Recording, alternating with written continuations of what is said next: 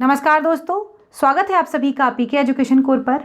आज एक करंट के टॉपिक को देखेंगे, उससे जुड़े हुए थोड़े फैक्ट्स भी जानेंगे और जानेंगे सतकोसिया बाघ अभ्यारण्य क्या है, टाइगर कंजर्वेशन ये क्या है, अभी क्यों ये चर्चा में बना हुआ है। तो देखते हैं, हाल ही में राष्ट्रीय बाघ संरक्षण प्राधिकरण नेशनल टाइगर कंजर्वेशन अथॉरिटी ने उड़ीसा को सतकोसिया बाघ अभ्यारण्य पर पर्यटन के प्रतिकूल प्रभाव पर एक स्थिति रिपोर्ट प्रस्तुत करने के लिए कहा है कि पर्यटन से जो भी प्रतिकूल प्रभाव पड़ता है उसकी रिपोर्ट सौंपने को पूछी गई है।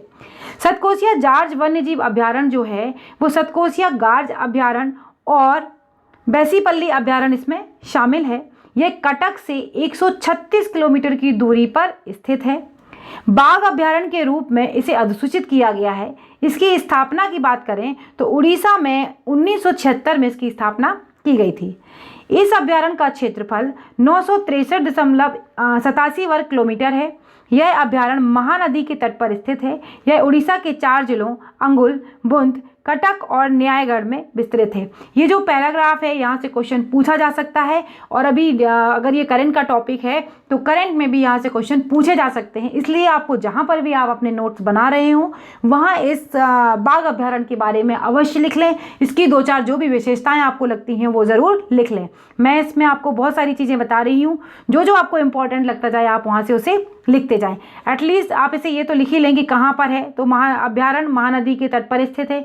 कहाँ पर है? उड़ीसा में है। छोटे छोटे से ऐसे फैक्ट्स हैं जो कई बार पूछे जा सकते हैं।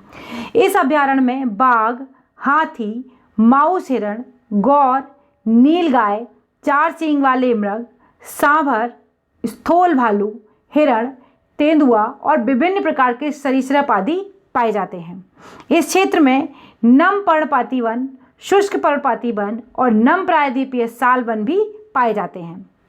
अब अगर उड़ीसा के बारे में थोड़ा सा और जान लेते हैं, उड़ीसा के अभ्यारण्यों के बारे में, तो वन्यजीव अभ्यारण्य की अगर बात करें, चिल्का वन्यजीव अभ्यारण्य, हथगढ़ वन्यजीव अभ्यारण्य, नंदकानन वन्यजीव अभ्यारण्य, लखारी घाटी वन्यजीव अभ्यारण्य, ये काफ़ी इंपॉर्टेंट हैं। ये कई बार पूछे जाते हैं कि कहाँ पर हैं, तो आपको पता होना चाहिए ये कहाँ पर हैं। ये 5-6 जितने भी हैं इनको आप ज़रूर ध्यान से देख लीजिएगा। और इवन मैं तो कहूँगी केवल उड़ीसा के ही नहीं, आगे आने वाले चैप्टर्स में मैं आपको पूरे भारत के वन्यजीव अभ्यारण्य पढ़ाऊँगी, तब आप उसमें देखिएगा बहुत ज़्यादा महत्वपूर्ण हैं कुछ पॉइंट्स ऐसे जो एग्जाम में यहाँ से क्वेश्चन पूछे जाते हैं। गहिरमाथा वन्यजीव अभ्यारण्य और बदरमा वन्यजीव अभ्यारण्य, कोटगढ़ वन्यजीव अभ्यारण्य, ये सारे के सारे एग्जाम में पूछे जाते हैं। कई बार क्या होता है ना, जब कॉमन नाम होते हैं, जो सिमलीपाल हो गया, भितरकनिका हो गए, जो राष्ट्रीय उद्यान है, ये बहुत बार पूछे जा चुके हैं। चिल्का वन्यजीव अभ्यारण्य भी बहुत बार पूछा चुका है। तो कई बार क्या करते हैं कि अलग सा नाम दे देते हैं, हटके आपको लगेगा ये तो उड़ीसा में मैंने सुना ही नहीं है, पर वो उड़ीसा से ही होगा। अब राष्ट्रीय उद्यान देख लेते हैं, भितरकनिका राष्ट्रीय उद्यान और सिमलीपाल राष्ट्रीय उद्यान। चिल्का वन्यजीव अभ्यारण्य थोड़ा इंपॉर्टेंट है, इसके बारे में थोड़ा सा देख लेते हैं।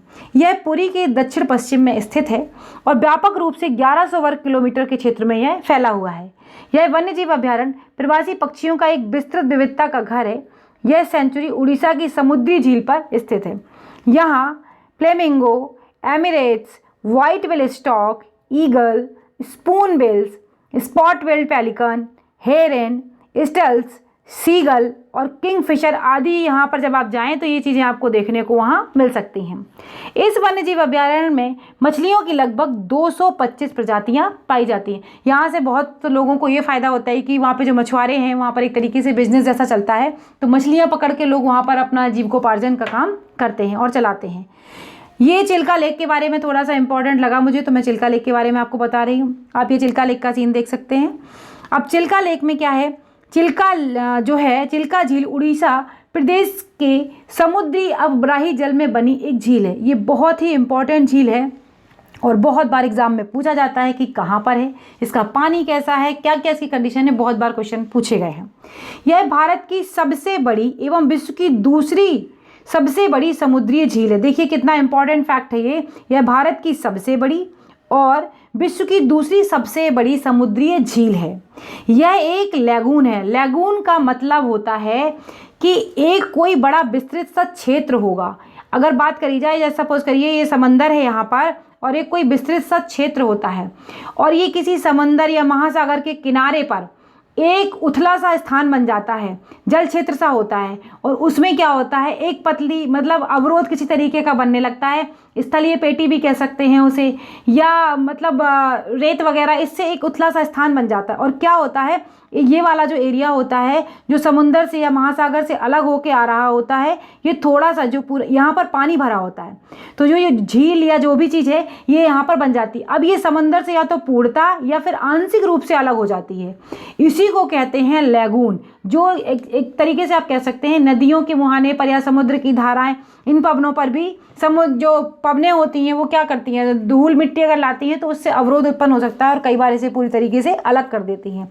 तो आपने समझा कि लैगून क्या है, समुद्र से कटा हुआ एक ऐसा हिस्सा होता है जो किसी अवरोध के कारण अलग हो जाता है और उसमें पानी भरा होता है, वही लैगून या झील, आप उसको कुछ भी कह सकते हैं।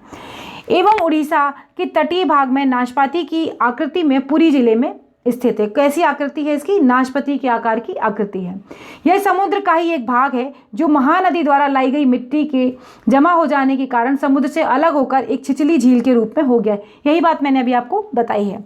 दिसंबर से जून तक इस झील का पानी जो होता है खारा रहता है, किंतु वर्षा ऋतु में इसका जल जो है वो मीठा हो जाता है। इसकी अगर औसत गहराई की बात करें तो 3 मीटर है। इस झील की पारिस्थितिकी तंत्र में बेहद जैव विविधताएं हैं। यह एक विशाल मछली पकड़ने की जगह है। 1981 में, ये बहुत इंपॉर्टेंट फैक्ट है, 1981 में चिल्का झील को रामसर कन्वेंशन घोषणा पत्र के मुताबिक अंतर्राष्ट्रीय महत्व की आर्द्र भूमि के रूप में चुना गया। इस महत्व वाली पहली भारतीय झील थी, जो इसको इस तरीके का दर्जा मिला, ये पहली इस तरीके की झील थी। एक सर्वेक्षण के मुताबिक अगर यहाँ पर बात करें तो 45% पंछी भूमि, 32% जल पक्षी और 23% बगुले हैं। यह झील 14 प्रकार के रैप्टरों का भी निवास है। लगभग 155 संकटग्रस्त व रेयर इरावती डॉल्फिनों का भी ये घर है। इसके साथ ही यह झील 37 प्रकार के सरीसृपों और उभयचरों का भी निवास स्थान है। देख लेते हैं, जो लैगून से कई बार इंपॉर्टेंट क्वेश्चन पूछे जाते हैं कि कौन सी झील लैगून है और कौन सी नहीं है, तो मैं आपको बता देती हूँ। भारत के अगर पूर्वी तट की बात करते हैं तो उड़ीसा की चिल्का झील और नेल्लौर की पुलिकट झील, गोदावरी और कृष्णा नदी के डेल्टाओं में कोलेरू झील जो आंध्र प्रदेश में है, इसी प्रकार से बनी है। और भारत के पश्चिमी तट पर केरल में अनेक मतलब असंख्य कह सकते हैं या फिर अनेक कयाल पाए जाते हैं, कयाल भी इनको ही कहते हैं। तो ये पूरा टॉपिक था जो मैंने आपके साथ बताया। करंट के साथ जितना जोड़ा था उससे ज़्यादा मैंने इसको स्टैटिक जीके से भी जोड़ा है। अगर आपको वीडियो अच्छा लगा है तो प्लीज़ लाइक कर देना, शेयर कर देना, चैनल पर नए हैं तो सब्सक्राइब कर लेना, बेल आइकन को प्रेस कर लेना। अगली वीडियो में फिर मिलेंगे दोस्तों, तब तक के लिए बाय बाय, नमस्कार।